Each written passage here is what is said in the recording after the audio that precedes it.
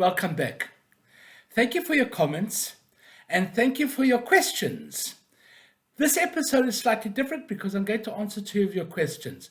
So let's start with this episode of.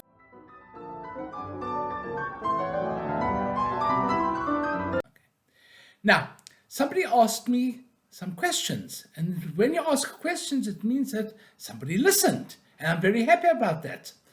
Okay, I'm talking about this stamp right here. You remember it? We spoke about it in the previous episode. If you don't, I'm putting a link for this in my description. So the question was, there were two questions.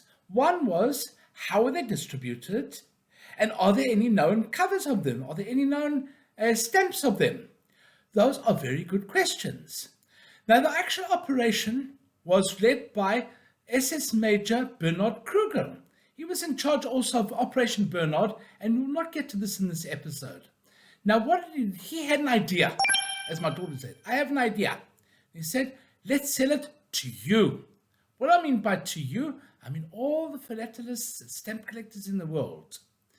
Now, how is he going to do that? He was going to sell it to their operators in neutral countries, such as Sweden and Switzerland. But they didn't want to take them. Why? Because if they got caught, they would be in trouble, and they had to pay for these stamps. The Nazis actually believed that they were going to make money out of the sales of these stamps. They were not. They eventually had to give them away for free. And they came onto the market. And because they were free, people took them. People bought them. And I also bought one. As you can see, I have one in my collection.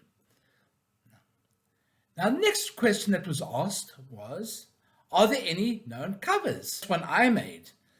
But I have been offered used stamps. Now, I don't know if these were actually used or someone added them afterwards or not. I actually have no idea if there were any used on actual covers and sent.